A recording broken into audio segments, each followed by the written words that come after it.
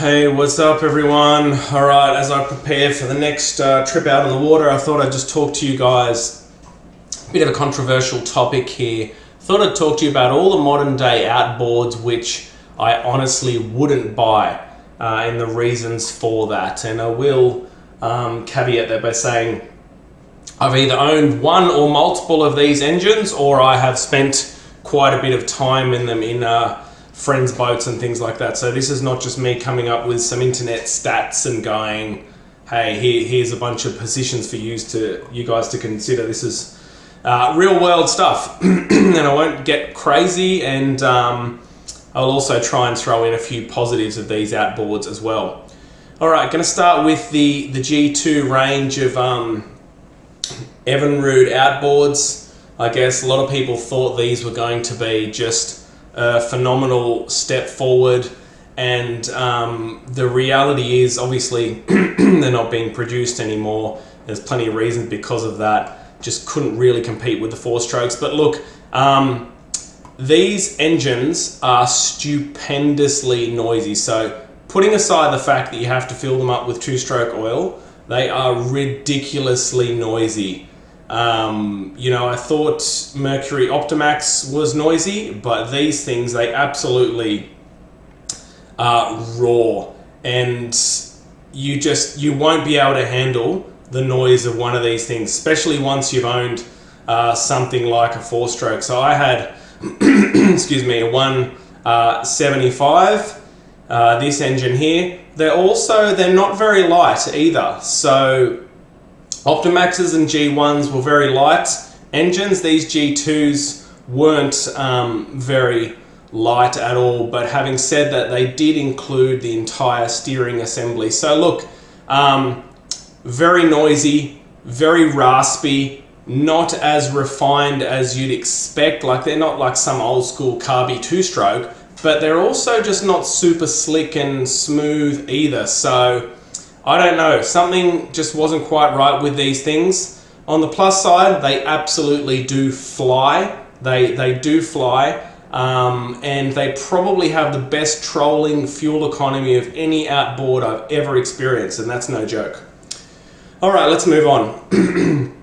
Next on the list. And by the way, I will just say that a lot of people contact me about these topics as well, and they go, I've got this outboard and it's doing this, or should I expect that? And the unfortunate reality is there are dud outboards across every single brand. Okay, so that's kind of what I'm talking through today.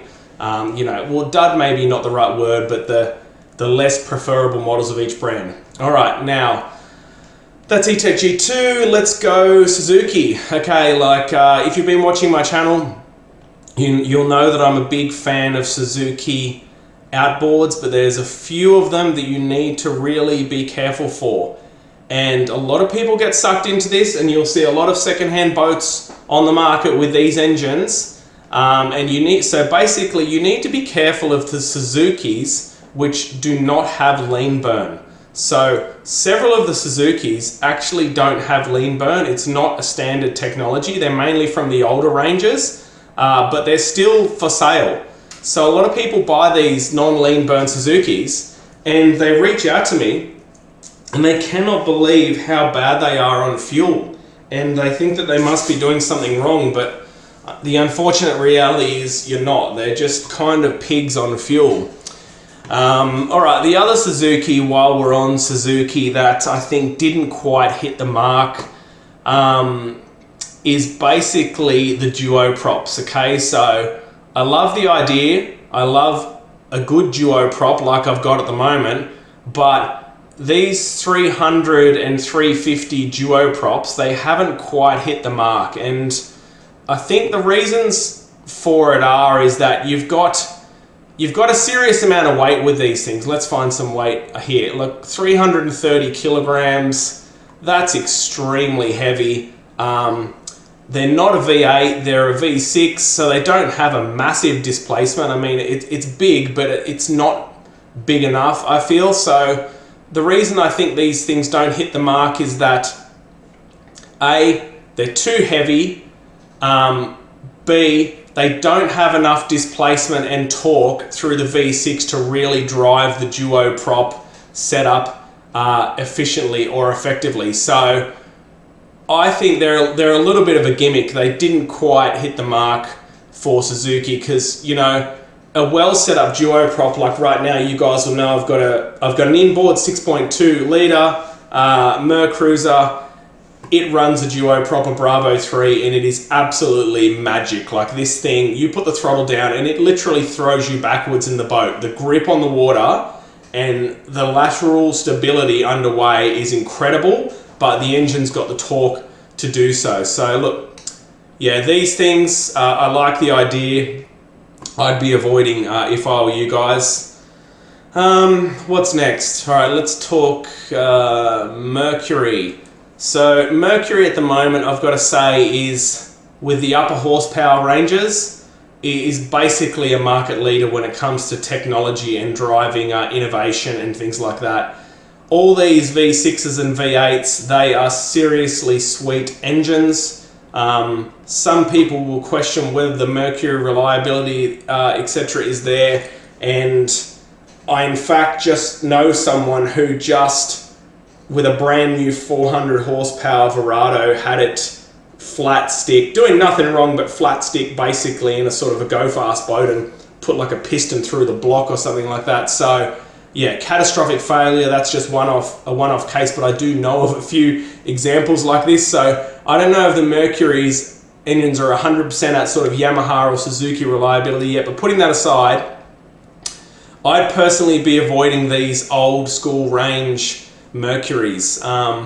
There's nothing wrong with them. They've just been around for a bit too long now, and Mercury just needs to give them an update basically. Some of the specs are really good, like the 75 to 150 range. Some of these engines have a really good displacement, like 3 litre displacement for a low horsepower, so that's really good. But Mercury really needs to update these models. They are now lagging behind, and if I was looking in that low to mid horsepower range, I'd definitely be buying another brand, to be perfectly honest.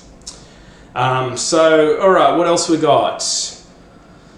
All right, Hondas. Now, the thing is with Hondas, what you have to be careful of with Hondas are basically the weight. Okay, so Hondas are really, they're basically car engines, okay? No joke, they're actual car engines, most of them that are made to fit in an outboard power head. Now, I'll speak negatives first, but yeah, some of these Hondas are just really heavy, okay, when comparing to other outboards in the horsepower range. So look at this, 225, 286 kilograms. That is honestly just not acceptable.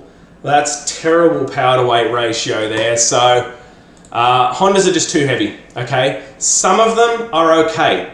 So some of the mid to lower horsepower Hondas are okay. So if you're looking at the 150, if you look at the 100, if you look at the 80, some of them are actually competitive in their weight range, but most of them are not, so be careful. But I will just say, Hondas are extremely underrated in general. I may have mentioned this before, but the one thing that few things surprise me with Hondas, okay? Even though they've got, a lot of them have got a small displacement and everything, they have a ton of torque, more than you can possibly imagine. And then the funny thing is, so they get you out of the hole really quickly, but then with the VTEC, they just keep pulling and pulling and pulling, and when other engines run out of puff in the top end, the Honda just keeps pulling. So apart from that, they are very, very smooth as well. They're kind of up with Mercury, almost close to Verado level of smoothness and refinedness, even though they're old. So they're old school, they're heavy, but they are an incredibly good engine. And if you've ever actually experienced a Honda, yeah, I'd be surprised if you weren't impressed. All right, what else have we got? I think, look, all right, let's go back to Mercury. Even though they're not current, but the Mercury Optimaxes, I've owned a couple of them, so the 2-stroke Optimaxes. Look, these things, kind of like the G2 E-Tech, tons of grunt, tons of torque, but very, very rough and raspy and noisy. under full throttle, these things just absolutely roar, almost blows your head off. You need earplugs. And some of them ran very rough. So I actually had one of these, the inline 3s, and it was a dog of an engine, brand new, like inline 3-cylinder, tiny displacement at 1.5 litres. I really did not like that engine.